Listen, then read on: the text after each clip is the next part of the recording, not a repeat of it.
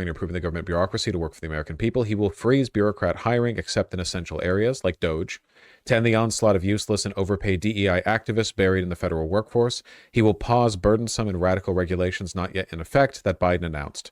President Trump is announcing an unprecedented slate of executive orders for rescission. Yeah, we'll talk about that.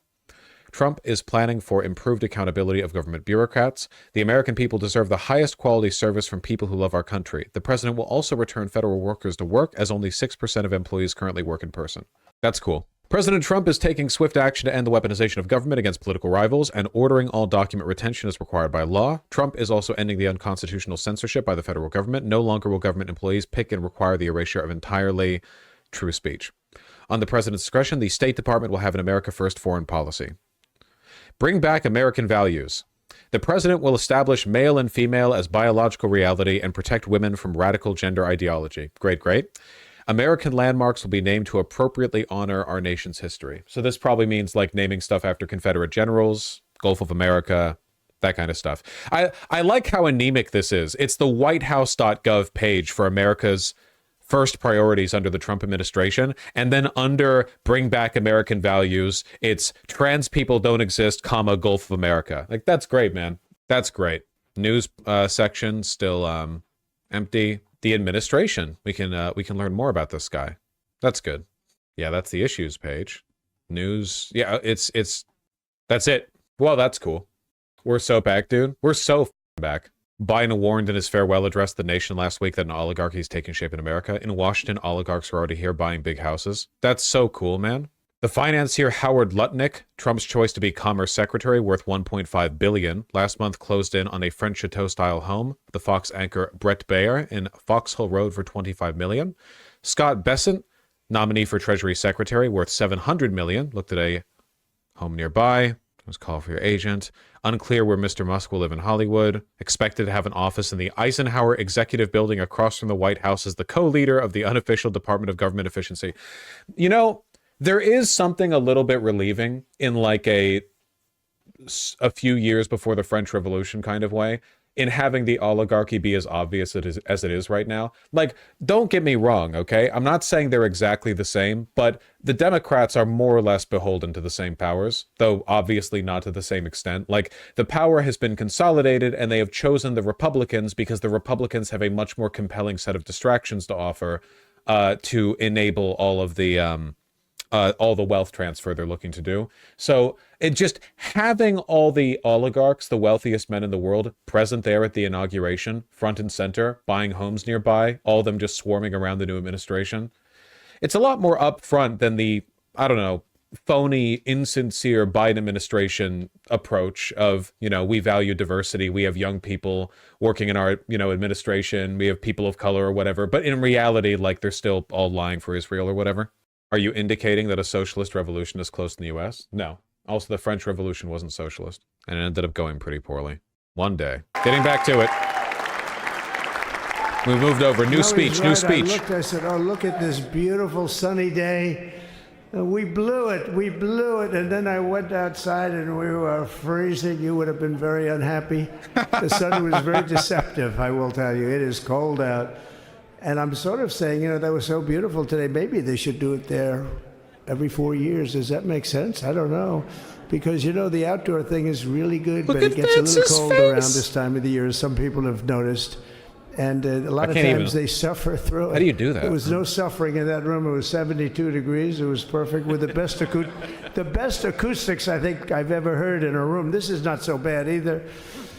But I just want to say, you're a younger, far more beautiful audience that I just spoke to. And I want to keep it off the record. I want to keep that off the record. This is the Rootin' Tootin' Room. Because I don't want to have all those big shots up there. I don't want to think you're more powerful than them, you look better than them, and I love you. Now, we just this is like the overflow theater for privileged day. Guests, I assume. This was amazing. You know, when you think we took a journey, I mentioned in the speech, a lot of people said that was not a journey that was possible, and it was indeed possible. I didn't really know too much about what they were saying when they said that, but a lot of people felt it. And we hooked up with J.D. very early. I watched J.D. over a period of time. I endorsed him in Ohio. He was a great senator and very, very smart. The only one smarter than him was his wife. That was, I would have chosen her, but somehow the line of succession didn't work that way, right? But now she's great and he's great. This is a great, beautiful couple and unbelievable career. I just said to him, you are very upwardly mobile, because he hasn't been doing it that long, but he picked it up so quickly. Remember, the first week was a little bit like the fake news was hitting him really hard. And I said, ooh, this may be tough, but after that, it was smooth sailing for him. He took on everybody. He took on the meanest. I don't want to use the word corrupt because we're into a new system, so let's wait till the corruption begins, because it will. But he took on some pretty mean people, and he handled it well. I want to also congratulate Mike Johnson for the job that he's doing.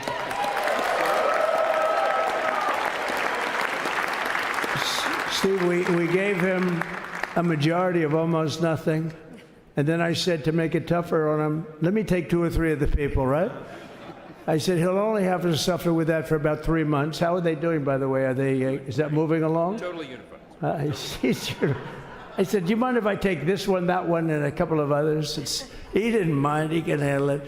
No, he's a man that's liked by everybody. I've never met a man like this. You've got how many is it, 219 or 220 or something? 220. And of the 220, 219 really like him. I noticed he got 1 negative vote once about 2 weeks ago. But I think even 220 like him, if you want to know the truth. And that's very unusual. I know a lot of nice guys in Congress, and they have 35 people that hate him. So if you have 35 people that hate you and you only have 1 or 2 or 3 votes, you'll have 5, I think. But that's going to be like, the good news is when we get to that 5 dang number, helicopter. it's going to feel like a massive majority. You could be really nasty to a couple of them. Driving that dang helicopter. So it's going to feel like hitting your head on the wall and stopping. It feels so good to stop, but he's done a fantastic job. I don't know if I've ever seen a helicopter Scalise move that he's our hero purposefully because, on its I wheels was with him. Beep, beep. You talk about being Doing shot. donuts in the parking lot I with this. was with him. He got some bad ones, and his incredible wife, and she really loves him. You never know about that. I've been with other people that were doing poorly, and the wife is like looking at a watch. She can't get out of the hospital fast enough. How's he doing? Oh, I don't know. He's all right. That woman was a mess. She was crying and crying. No, they're going to take him. They're going to take him. I told Steve when he finally woke up, it was a while too. The doctor told me it was the most blood they've ever transfused in any patient. They've never done anything like it. And here he is, the picture of strength, right? And he's been a great friend of mine, right? With a family, because of a family. And what a job you did. It worked out pretty much better than we even thought, right? And I did have a couple of things, to say that were extremely controversial. And between J.D. and Melania and anybody else that heard, please, sir, it's such a beautiful unifying speech. Please, sir, don't say these things. I said, I'm telling you, it's going to play great. They say, you're right. For this group of people, it's going to play great. You're the only ones I hurt by not, but we had some beauties, didn't we, Melania? She said, sir. Calls me sir when she's angry. No, I'm only kidding. I better say I'm only kidding, or the press is going to pick that one up loud and clear. No, but she said, no, I think it would be terrible. It's such a nice speech. I think it's, it all depends on your delivery. How was the delivery? Was it good? But she said it's such a beautiful speech. You can't put things in there that you were going to put in. And I was going to talk about the J6 hostages, but you'll be happy. You can't really appreciate how big that helicopter is until people get out of it. It's massive. See a lot of action on the J6 hostages. See a lot of action.